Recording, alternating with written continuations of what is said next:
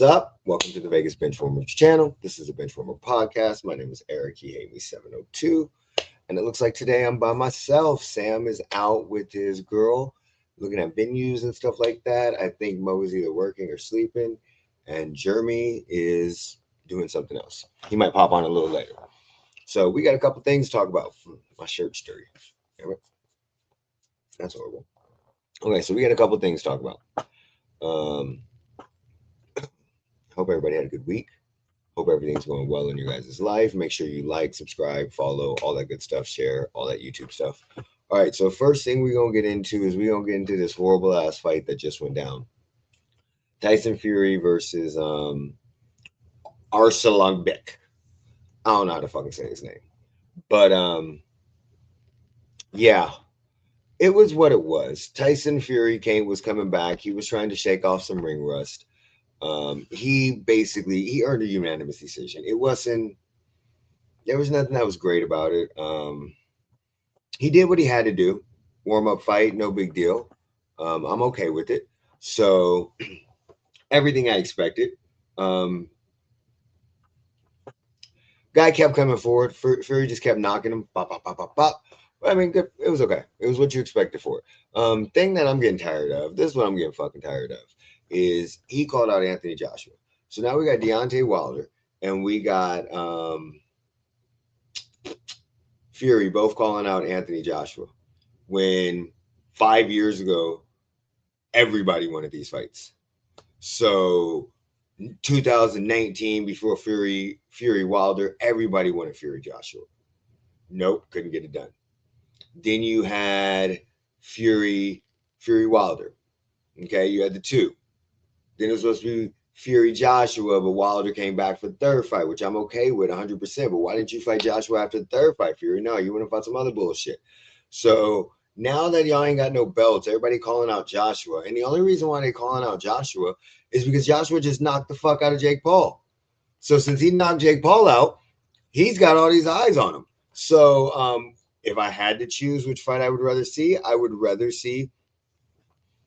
Honestly, I don't want to see either one of them. I don't want to see Fury or Wilder or Joshua and Wilder. I don't want to see Joshua and Fury.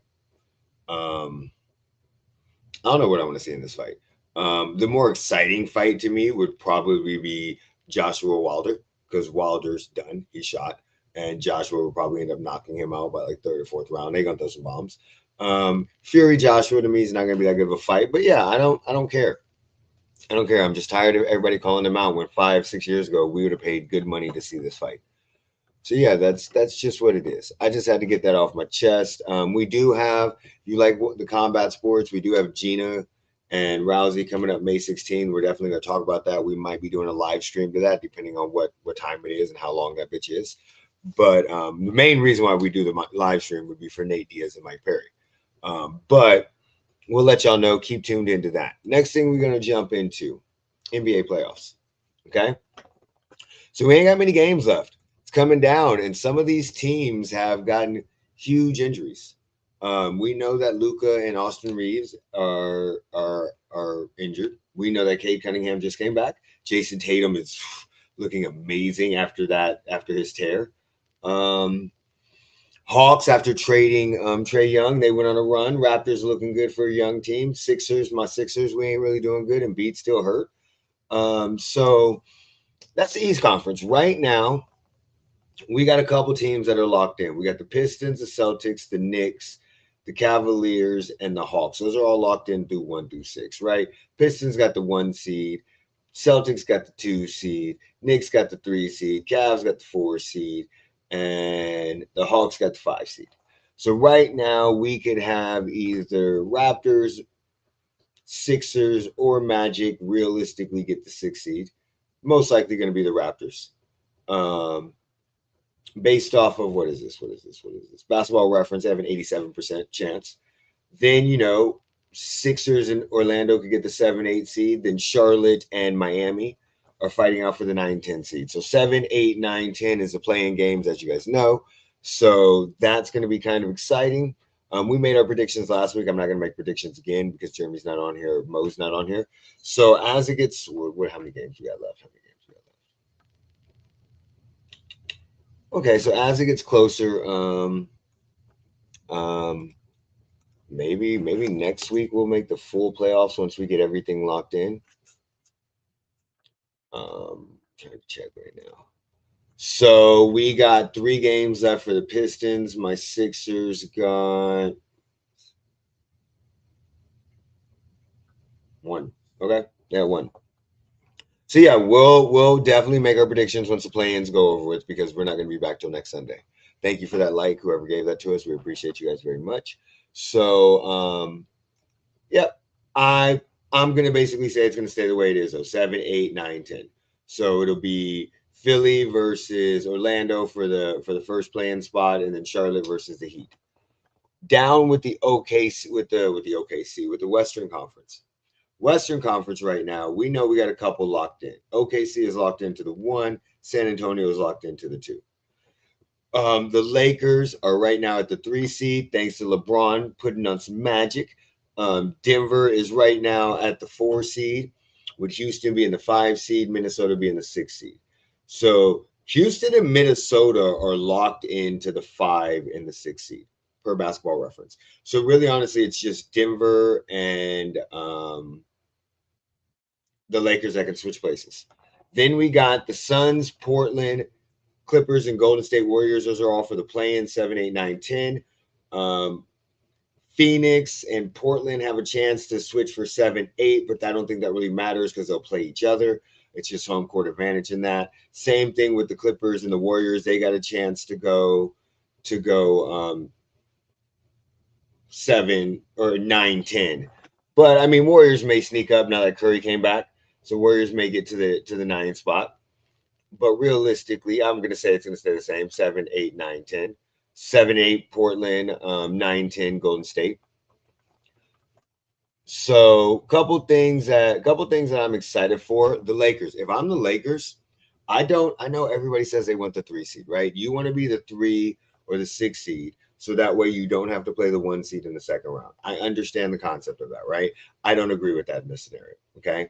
The reason why I don't agree with that in this scenario is because the 2 seed is the San Antonio Spurs, and they have an alien that's at center that can do everything.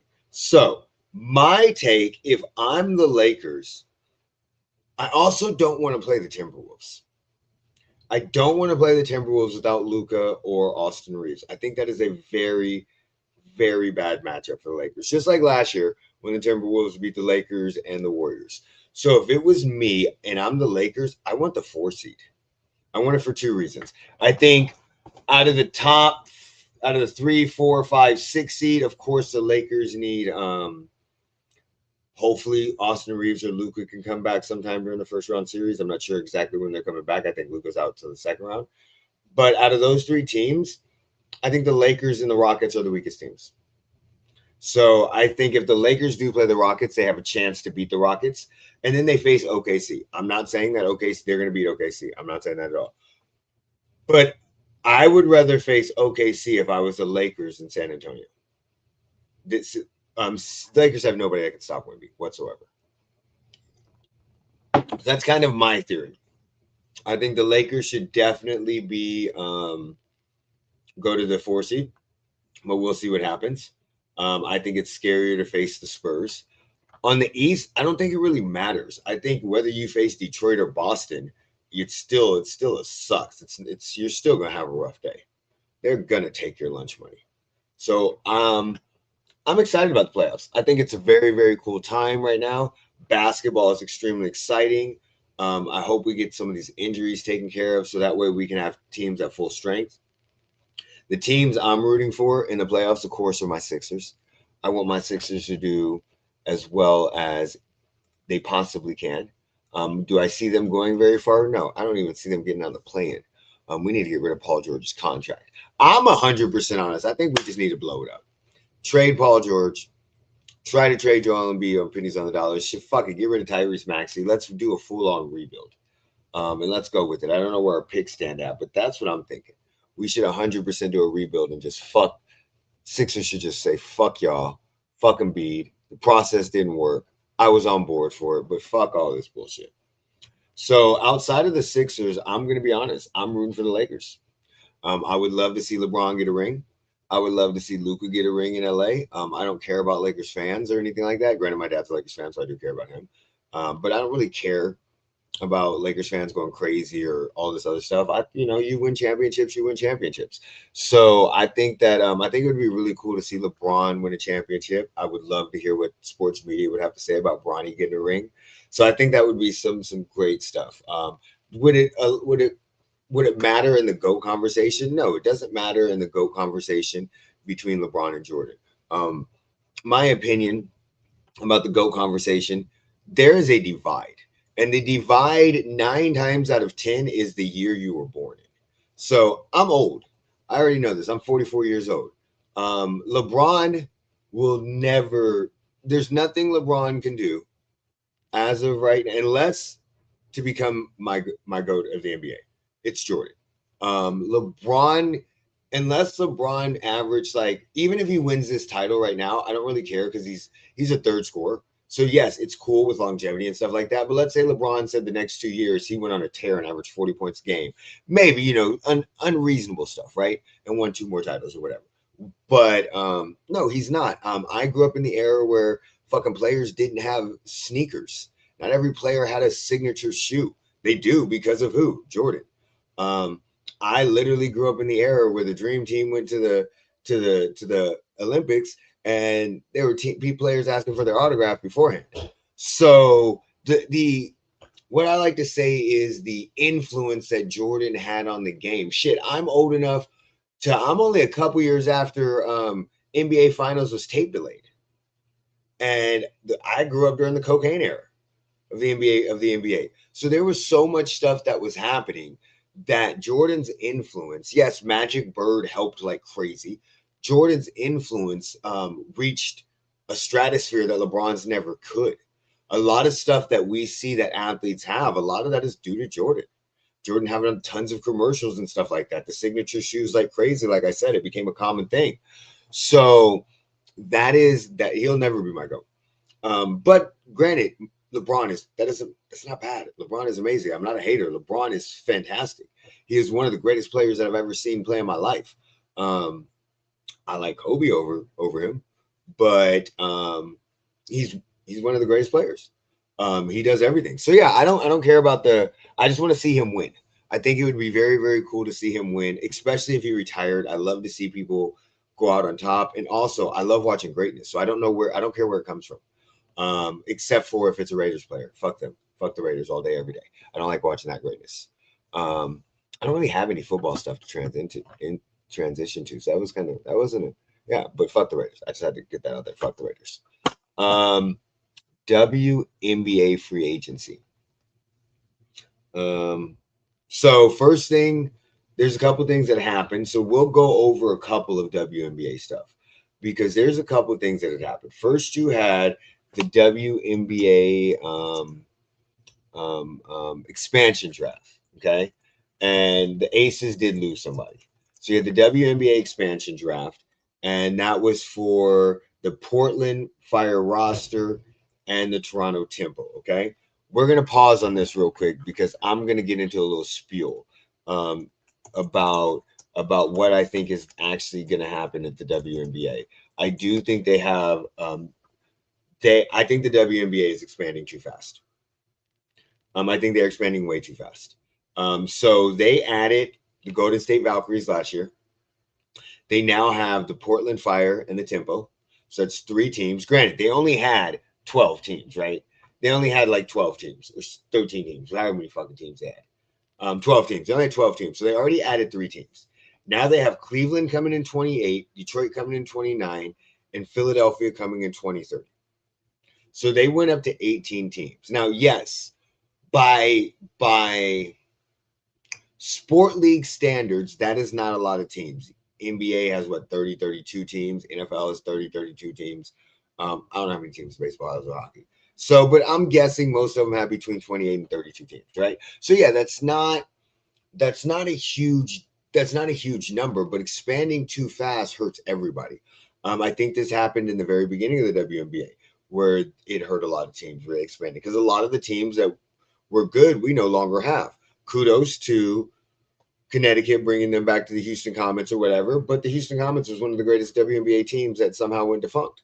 So it's one of those things where, and now they have the salaries that grow up. I'm all about the players getting their money, but you have salary fees. Yes, you do have a huge expansion fee. So that expansion fee is allowing you to float, but you still have not been profitable. You have not had one profitable season. You just extended salaries. So now adding another 6 teams. Well, you extended them now. Now you have 2 more teams coming in. So you went from 12 to 15. So you basically have 3 more teams that have salaries, and these players that are coming in, these teams that are basically coming in, yes, they agreed to that, but when they started the process, they weren't paying players $1 million a season. So I'm very cautious with this expansion. They have enough players because they do so many stupid rounds of drafting. So and there's so few rookies that make teams. So they have enough players. And as we saw last year with the Valkyries, you can get an expansion team in, and you can make some noise. But at the same time, do you have so many great players? Are a lot of these owners that are coming in, are they going to be willing to spend money in the beginning? And if they aren't willing to spend money in the beginning, are we just going to have some badass teams that end up going defunct? I don't know. I'm not 100% positive, but we're going to talk about the expansion draft. Okay. So the expansion draft was kind of confusing to me. I'm not going to go in order of how they picked them because it was a pain in the ass to literally get the order. So I don't fucking know. But Aaliyah Nye left. She was from the Aces. She went to the Toronto Tempo. So I'm sorry, you went from Vegas to Toronto. But I mean, if Toronto gets behind them, great. Marina Mayberry got picked. I think she played with the Connecticut Sun. She's good. She played with the Sky. If I'm not mistaken, she has a ring. Some of these other people I don't know. I wish Jeremy was on here because he'd know more of them. I don't know basically anybody on the Portland roster team. I know. So yeah, it was a draft. They picked some people. Okay. Oh well. A couple teams traded. The biggest thing that's going to happen that's going to hurt the teams that just got that lost players is it's hurting their depth. But then again, they have 3 to 4 rounds in the WNBA draft. So yeah, not very impressive. But I mean, right now, going through their stats, so the best player on the Tempo or on the Portland Fire is Carla Lalita at 7.2 points. I mean, Suggs Sutton averages 6 points, 3 assists. But that's what we're talking about. Christy Wallace averaged 6. Marina Mayberry is the best person that got drafted. 12 points, 3 assists, 1 rebound. So she was the best one that got drafted. All right, let's get into some WNBA free agency because I also got some shit to say about this. I'm all about the players getting their money, but I don't understand what the fuck is going on. Okay, y'all remember when the NBA got that television money that allowed Golden State to get Kevin Durant?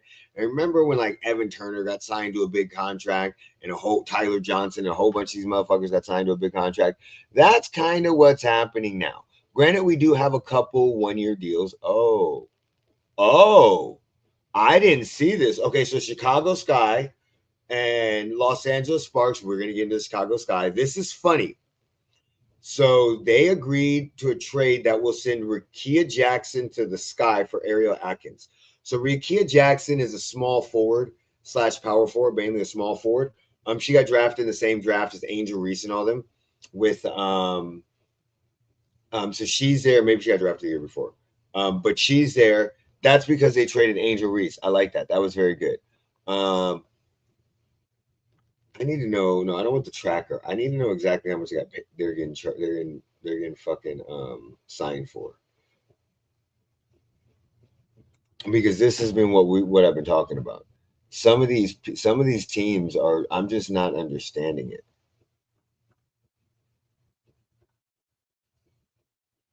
Okay, so like Elena Smith, she went from the Lynx to the Wings. She signed for 3 years. 1.249 million, 1.2 million. What the fuck? Not worth it. Chelsea Gray. Chelsea Gray signed. I'm fine with that. Chelsea Gray, 3 years, $1 million. I'm fine with that. She resigned with the Aces. Brittany Sykes. She got signed by the Tempo, right? 2 years, $1.1 million. Not okay. Jewel Lloyd came back to us for $733,000 on a 3-year contract. I love that. That's a great contract for Lloyd and us. Lloyd probably could have got more money in the free agent market, but she knew she wanted to stay with champions and winners. But Lloyd is more valuable than Brittany Sykes, and Brittany Sykes is making almost $500,000 more than her. I don't know who the fuck Jessica Shepard is. I have no clue who she is. She played for the Lynx. I'm guessing she came off the bench. Let me look at her. Let me see if I can get a picture of her.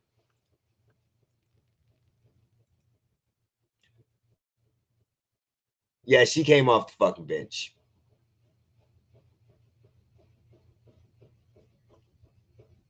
So she is averaging, she got paid $1.1 million. Skylar Diggins, 900,000. She went to Chicago Sky. No big problem with that. Where's Satali Sabalia? There she goes. Oh, she got, what happened? They don't have her contract yet. She signed with the Lynx or New York Liberty. That's gonna suck. Brianna Stewart, the New York Liberty are doing this shit again. They signed Brianna Stewart and they signed Satalia Sabali. So I'm not. Alyssa Thomas stayed with the Mercury. Sabali was the one that played for in the championship. John Quell Jones came back. That's crazy. Monica Billings went to the Fever. Okay. I'm waiting to see what some of these things are, but there's 1, 2, 3, 4, 5, 6, 7, 8 players as of right now that have signed for multiple year contracts. Wait.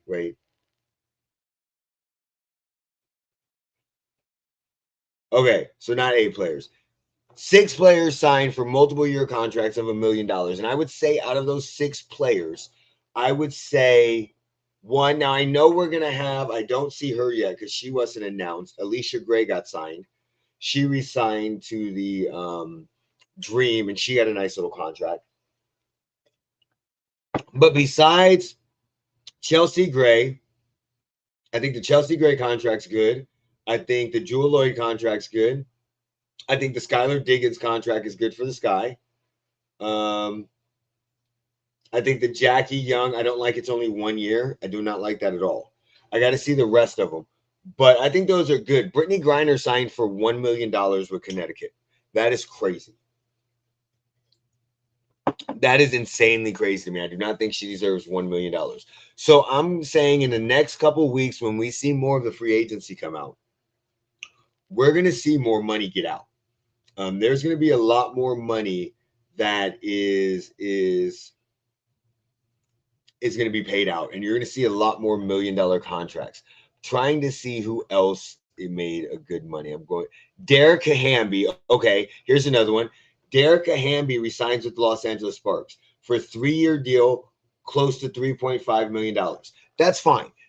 You know, if you've been on our show enough, we don't like Derek Hamby. We called her big baby bitch.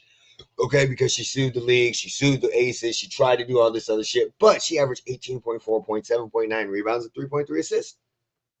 So I'm okay with that after them trading Rakia Jackson. We don't have Sally's or John Cole Jones's. We don't have Monica Billings. I don't care. Brittany Griner, Chelsea Gray. Where's the Alicia Gray signing? Yeah, Alicia Gray re-signed. That was for a couple million I saw. Kelsey Mitchell signs for a supermax deal with Indiana. That's okay. She was huge, especially after Caitlin Clark went down. That led them all the way to the conference finals. So, like, Alyssa Thomas and them are definitely going to get paid. So I just think we're going to have some. I wonder what Necky's deal is. She's probably going to get a couple $1 million to resign with the Sparks. And I'm okay with some of these players getting paid because, you know, they haven't been getting paid in forever. I just think some of these teams need to be more cautious. If you don't have a plan in place and you're not a team that is contending, you should not be throwing millions of dollars at a free agency unless you know they're going to be a superstar, especially the ones that are on the back end. The Connecticut Sun with Brittany Griner makes sense. It's 1 year. They're moving in next year? So that kind of makes sense. But I mean, you know you're moving. Why would you not spend it on young players? That I'm just not understanding that. Next thing we're going to get into, because we're staying in the WNBA, in case y'all didn't know, because we're going to talk about this again. I know we talked about this last week, I think, but Angel Reese got traded. Angel Reese got traded. I don't remember when she got traded, so we're going to talk about it again real quick. She got traded to the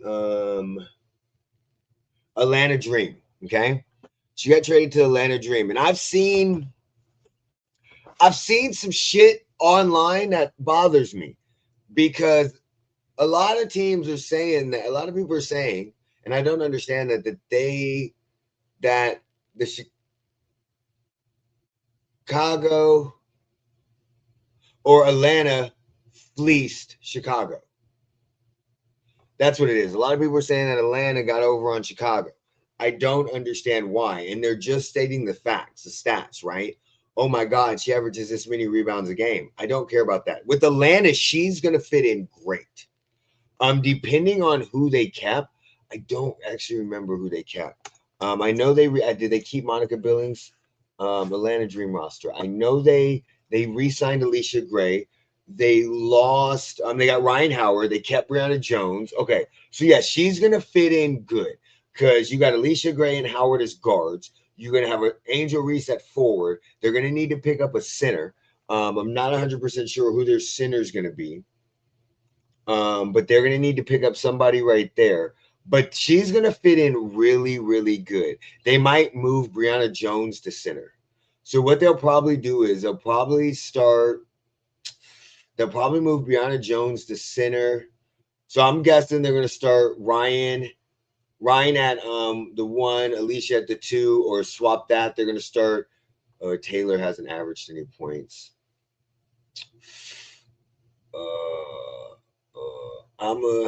Maybe Jordan Canada. So maybe they push down. So Jordan, Alicia, Ryan will be 1, 2, 3. Angel will be 4, and Brianna will be the 5.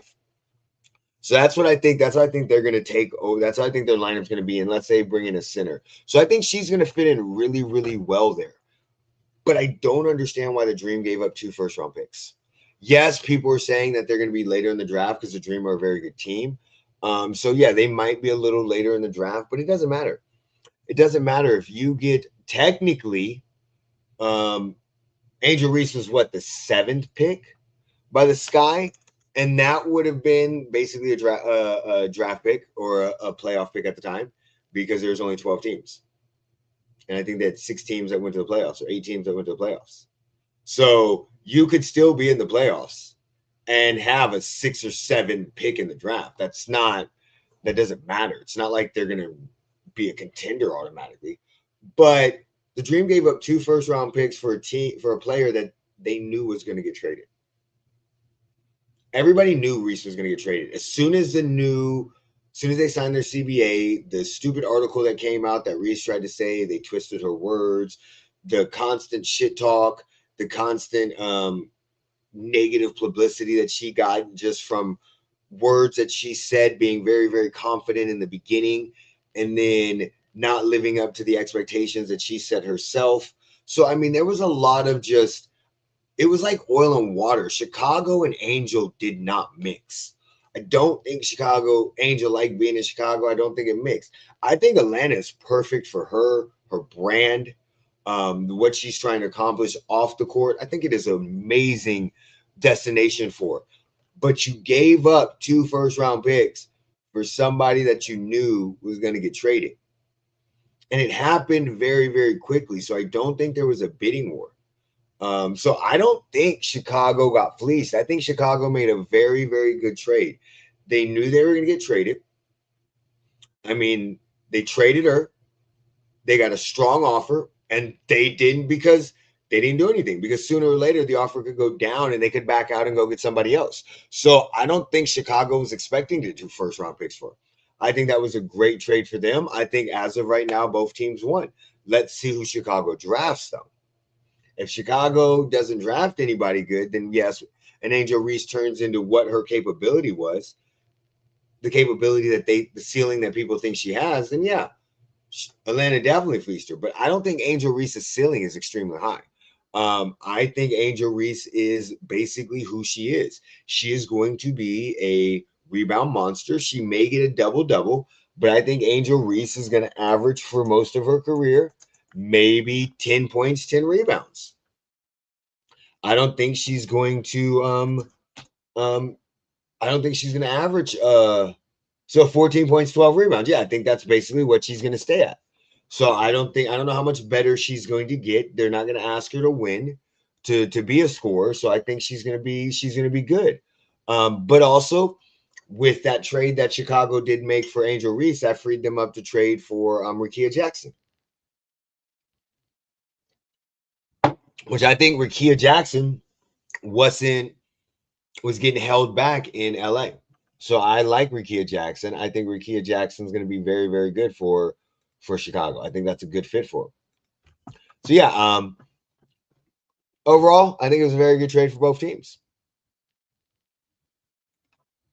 All right, so we got some road to WrestleMania conversation going on.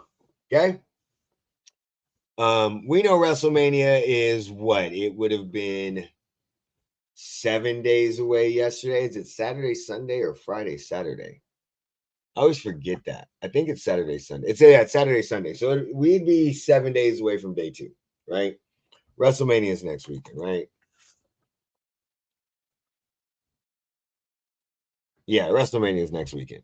So we're 7 days away from it. Right now, we got the go home show tomorrow on Monday Night Raw, and then we're gonna have a go home show on SmackDown. Me and Jeremy are what tickets? Me and Jeremy are not going to be going to SmackDown in Vegas due to the fact that we are going to some other thing that he got tickets for. So we won't be going to SmackDown. We are still looking to see what tickets are like for WrestleMania and Raw after. So we're looking to see how much those tickets are. If they drop significantly because it's not sold out, we may go ahead and jump on and pop some. If he can find some, we might be able to go. We'll just see about it. I mean, it depends on what time it starts. I don't get off till 6 on Saturday, but I'm off on Sunday, so we might be able to make it. Not sure if we will. Too many people, but let's see what happens. But yeah, it's next weekend, so we're gonna start off with what happened with Raw. Okay, so first of all, I gotta admit this. I am loving CM Punk right now. I am loving this build up with Roman Reigns. I think this is very good. I love how they did a pipe bomb. I loved how he talked shit about dropping the price tickets and all this other shit. I loved how he talked shit about Pat McAfee. I loved what he said about Roman. Do I think it went on a little too long? A little bit. But at the same time, I liked it. I thought it was excellent. He is a genius on the mic. When this dude comes out, I see myself singing his song. So I love this build up. And it doesn't bother me as much that Roman is not here because he is such a genius on the mic. So, yes, when Roman is here, those shots are intense, right? Very, very good. But even when Roman's not here, CM Punk is carrying it so well, I forget that Roman's not there. So, very, very good. Very good. Lesnar and Obi. Loved it. Love the build to this. Obi's going to win. I love how they're putting him over. I think Lesnar looks kind of stupid, though. He looks like a dumb jock because Obi has forcefully removed you a couple times from the ring, and this time you try to jump him again. After, yeah, so I don't understand it. I don't get it. There's a lot of stuff I don't get about wrestling. I know you got to be able to suspend your imagination and your belief and all this stuff unrealistically, but I just don't get it. Why don't you just sign a damn contract and get out of there and not to have a fight? I get it. We got a big fight coming on. You don't want to show that you're scared, but I mean, dude, he put you. He's got your number. Okay, he's got your number. We can have whatever we want. Okay. I don't like IShowSpeed being here. I don't like it.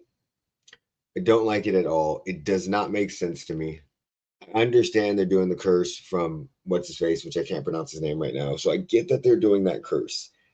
And it works very, very well with the curse part. But the fact that we are putting a streamer in a WrestleMania main match with, yes, he is probably working with three of the best two, at least the tag teams. We know Jay and Jimmy, and then LA Knight. So he is definitely working with very, very good wrestlers. But what the fuck is he doing? Again, it doesn't make sense to me. I cannot suspend my reality and disbelief for this long. He showed up trying to get the curse taken away. Adam Pearce told him to go home. He couldn't make him go home because he's not under contract. So Adam Pearce told him to go home. He went with Logan Paul and them. And then somehow he's in a match, even though he doesn't want to be in a match because Adam Pearce told him to. He could just say no. We don't have to act like he's scared. I'm not under contract, bitch. How can you wrestle? Make me wrestle? I was just visiting. Yes, we know he has a contract or something. Whatever. He signed on for a match. I get it. He's super athletic. I get it. I get it. You need eyes on WrestleMania. I get it. I get it. I get all of it. I just don't like it. I liked him in the Royal Rumble. I would like him in. I would like him maybe facing, if it was like facing Dragon Lee or I'm trying the LWO. I don't know, whatever, but Angel Garcia or something like that. Somebody smaller than those three. I would definitely like it.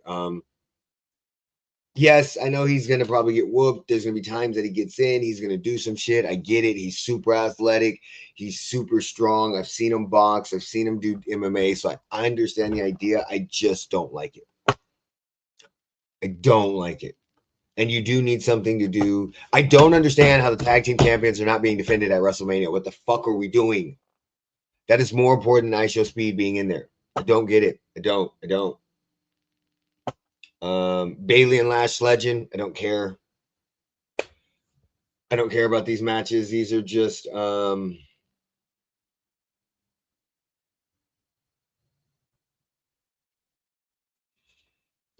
like warm-up matches before the Fatal Four tag team match comes in WrestleMania. So I'm not really worried about it. It's not really my biggest concern when it comes to that.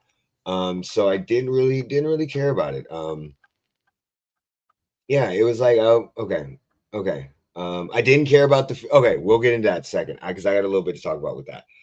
So that, yeah, whatever. Seth Rollins promo, loved it. Love Seth Rollins. Love everything about Seth Rollins.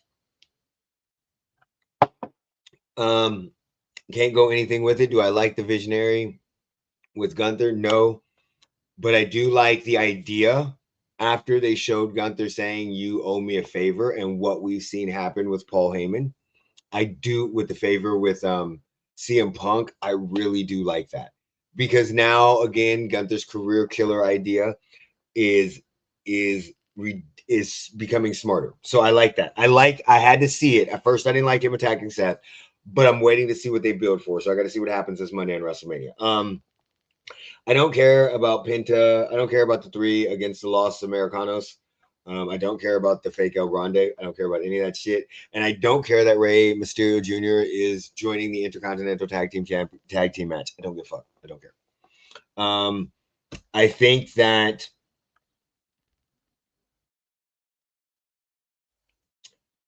Javon Evans is going to win it, but we'll find out. But yeah, that was not that big of a deal.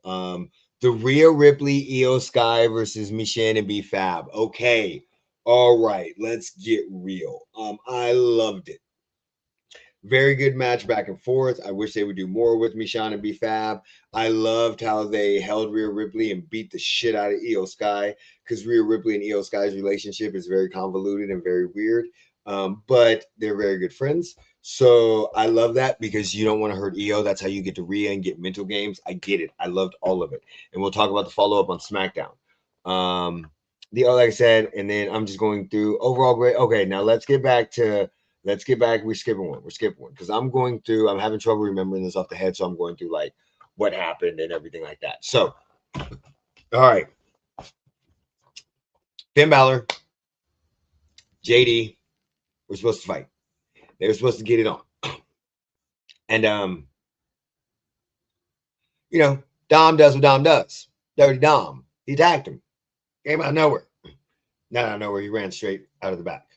Attacked him. Beat him up. Ba ba ba ba ba ba ba ba ba. They put a good whooping on them. That's what you're supposed to do. Because they're bad guys. This is what I've been asking for with the Judgment Day. I'm tired of motherfuckers saying I can do this by myself. You are in a group for a reason. Use your fucking group. Especially if you're a bad guy. Use your group. Okay? We got to use the groups now. I love that they did this. Soften them up before WrestleMania. Bam, bam, bam, bam, bam. Fast forward. I don't like this. I do not like this at all. But I do like the outcome. I don't like the way it was presented. Finn Balor's sitting up there talking. Oh, I thought I buried this side long ago. We knew this was going to happen. Everybody knew that Demon Finn was coming. And I'm excited for it. We knew it. We need to see it. This is the type that Demon Finn has, especially after that ass whooping they put on you. I love it. I hate that they don't sell their fucking ass whoopings after they get their ass beat. But I love it. I just don't like the presentation. You left it too open. Even though at the end we saw the demon, we knew what you were talking about. Again, they need to sell tickets at WrestleMania, so you need the demon to come out. I get it, but it could have been a better presentation. We could have seen it on Monday. It would have been cooler if Dom is doing a promo on Monday and the demon music plays, because it's a little different than Finn's music, a little darker. And then Finn delivers that speech. That to me would have been better. But that's just my opinion on that. I'm not saying it's factual, but that's just how I like it. I don't know how you guys see it. Make sure you put it in the comments. Let us know what you think about it. But that's my opinion on it. And then let's go ahead and get to SmackDown, because I was kind of excited about this and I was let down as always. WWE lets me down so much when I get hyped about it. Okay. Let's first talk about Rhea Ripley coming out. Rhea Ripley came out. She talked shit, built up just like what I expected. The Eradicator came out and she said, no, you hurt Io. Bring your ass out here. And Io hobbled her ass out. Thank you. I've been bitching so much about how none of these fucking people, they will get their ass whooped in the morning, and by later on in the afternoon, they are 100% fine. Cody Rhodes got beat down for like 15 minutes last week, while Pat McAfee delivered one of the worst promos I've ever heard in my fucking life. And then he came out and was not limping or nothing. But Io gets her ass whooped with a kendo stick. And she comes out a couple days later limping and selling the effects. Thank you, Io. So Io comes out and basically says, I want to fight. So we got that set up later. Don't care about Alexa Bliss and Bayley. Don't understand. Bayley, why are you fighting so much? Why? I don't care about this. We know what this is for. This is just another tag team so we can introduce them and keep them relevant while we wait for the Fatal Four instead of building. And I don't understand why so many Raw people are going over to SmackDown consistent. I get. Okay. Royce. Don't care. Don't care about Royce. There's nothing that makes me want to care about him. He kind of reminds me of a weirder version of Keith Lee. But I don't. We'll see how he goes. I know a lot of people are excited about him showing up. Yeah. Pat McAfee.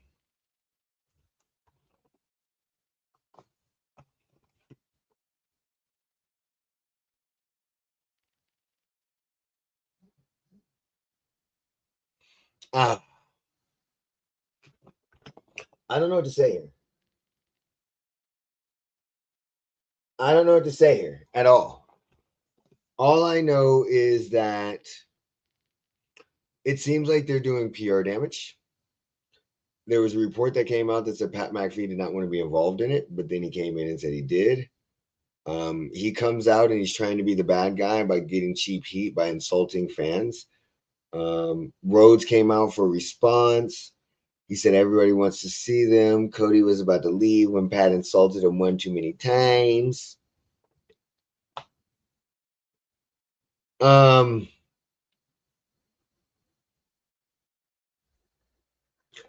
mean to tell me that you came out with a fiery promo last year and said you had a receipt coming? Pat McAfee stood in the ring by himself. And you did not attack him when you came out? Is that what you're telling me? You did not attack him? You had a conversation with him? And then he insulted you again after kicking you in the fucking nuts last week? And now you want to go fight him? And why the fuck is Jelly Roll need to be involved in this shit? Are they building a Jelly Roll versus Pat McAfee match at WrestleMania? I don't give a fuck. I don't want to see that. Why do we need WWE? What are we doing? We did not need Pat. We don't need Jelly Roll. We don't need Vince McMahon. We don't need Shane. We didn't even need Stephanie, even though I did like Stephanie, but we did not even need Stephanie. We just needed Randy and Cody to tell the story. That's all we needed. And somehow you fucked up what could have been. You could have had 2 epic main event builds if you would have done the same exact fucking thing that you're doing with Roman and CM Punk. And do you know what that is? Stay the fuck out of it. That's what you should have done. But no, we got to do this Pat McAfee dumbass shit that nobody really likes, and he's annoying as fuck. And I haven't really liked his ass in years. No, we got to do this shit. We got to come in and him go, oh, I'm from the time when we did this. Bitch, I'm from that time too. And that doesn't matter. And then you go insult people like, oh, CM Punk, y'all can't draw worth of shit. Like you fucking know. Oh no, we just want cheap pops. Oh my god, we want cheap shocks. Oh my god. Y'all built a fucking empire in Roman Reigns with long storytelling. And now we're resorting back to cheap shocks. It's fucking stupid. I'm done. I can't even deal with this shit no more. Like, why do I keep getting so invested in this shit, WWE, for you to fuck me up? Cody Rhodes should have came out and whooped his ass. I literally tweeted at my boy Devin the Tribal Chief when he said it's on. I was like, Cody need to whoop his ass, and we ain't getting none of that shit. This is why we miss the Stone Cold Steve Austin days. Just saying, that's why. Jacob Fatu, Tama Tonga, pretty good match. Don't really care about it. You have your interference, but yeah.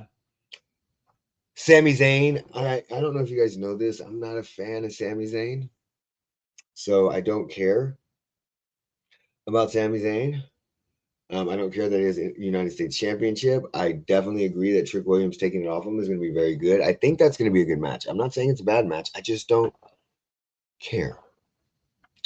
Danhausen, that was his name. Danhausen cursed I Show Speed. I couldn't get that off the front of my tongue. He fought Kit Wilson. Okay, I'm intrigued in this character. I think WWE is going to fuck it up, but I'm very, very intrigued in this character. I think it's a very good character. I like the curse. I like how they make people that are cursed actually are cursed. So I think it's very cool. We'll see what happens when they start using him more. You know, the problem you always have with these characters in WWE, he's going to turn into a comedy act, and yeah. It doesn't matter how good he can wrestle. All right, last we got Jay Cargill versus Io Sky. Now, this to me makes a lot more sense because Rhea Ripley has been facing BFAP. She's been fighting for the last couple weeks, and now it's Jade Cargill's turn to get in here. Yes, Io was already injured, but Io tried to put up a good fight. She made Jade Cargill look good. From my understanding, I didn't see much of Jade Cargill in the very beginning of her run when she came into WWE, and people are saying that she's getting better. She looks like a lot of the other WWE women superstars. I mean, in my opinion, we have a tier list of superstars that are amazing, and then everybody else is kind of average. And she's part of that. Everybody else is kind of average. Her look is just more built for WWE, I think, in some of these instances. So I liked it. I liked it in competitive match, of course. So yeah, I like it. I also like that. Of course, Rhea came in and prevented the attack. So it wasn't bad. Am I excited for WrestleMania? I am. There are some matches I'm excited for. Okay. And we're gonna get into that. I want to know exactly where are the WrestleMania confirmed matches. Okay, where were they at? Oh, I had them.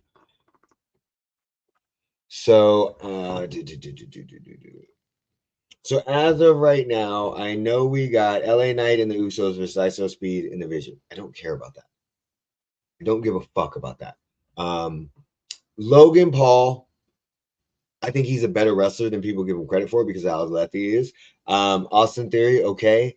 I do love LA Knight, so I'm fine with that. I love that he's getting a WrestleMania highlight, and I do like the Usos, so that's a little better. I just wish they would do more with LA Knight.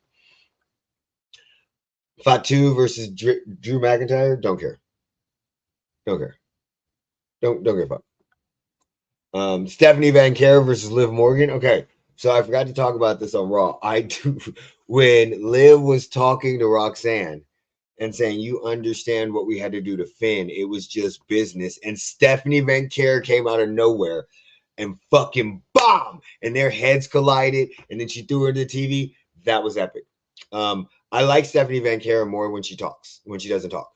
I like an ass kicking girl. I think that's more. Yes, she should say very little words. Of course, she is good on the mic. I just like her character more when she says very little. I forgot about this one too. The AJ Lee and Becky Lynch fucking sit down because AJ Lee was sitting down with Michael Cole. I don't understand why. I don't get why they needed an interview. I love that it was at a snack bar because you could see it was at a snack bar because they're at the Houston arena. So I love that scenario. Even though snack bar was closed, I think this is a dumb segment. I don't understand it. Again, I don't like AJ Lee. It's not that I don't like her as a person. I like her character. I think her character is very good. I just don't like her here. I've said this multiple times. I think before she was way ahead of her time when she wrestled, and now she's just kind of ahead of her time. Do you see what I'm saying? She's not even ahead of her time. Everybody else is caught up to her. So I kind of think that it's not very good for her right now. I don't think she looks as good as she could have looked. I don't think this is going to be a great match. And lastly, she said she was going to be a fighting champion, and we have not seen her fight except for one time. So, yeah, I didn't like this segment. I don't like the fact that they bring in Becky Lynch's little girl to make it more personal, that Becky Lynch bring it in to make it more personal, so that way she could say, oh, I'm her favorite. I don't like it. Granted, AJ Lee is very good on the mic. So that interaction was good. I just don't like this build of this match. I don't care about the WWE Tag Team Championship with the Irresistible Fours, Nia Jackson, Last Legend. I don't care who wins that. I'm wondering what's happening with Brie Bella or Nikki Bella because she's injured. So I wonder if she's actually going to make that match because I think she has like an ankle injury. I'm more invested in the Seth Rollins and Gunther. I've already explained that to you guys. So I'm really, really invested in that.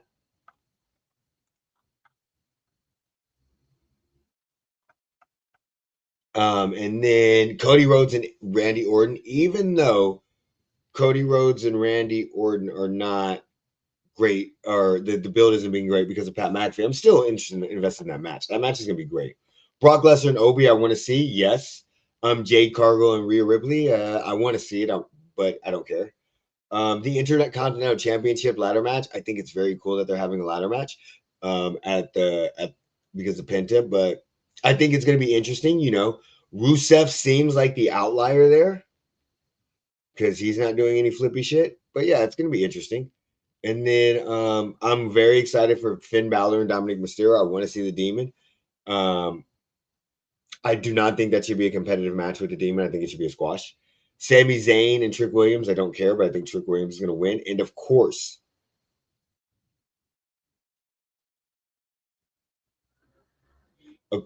I am ready for CM Punk versus Roman Reigns. I got a cut on my finger, and I think I might have got it infected. Is it a swollen shit? Okay, so yeah, I am very, very excited about that match. So that I am most excited about. I can't wait to see it. Um, with that, I ain't got nothing else to talk about. So if nobody, make sure there's nobody here besides me. I hope you guys enjoyed it. I'm not by myself very often. I prefer not to be by myself, so this is kind of interesting. But we will definitely see you guys next Sunday. Make sure you like, subscribe, share, all that good stuff. And with that, we're out. Put me in, coach.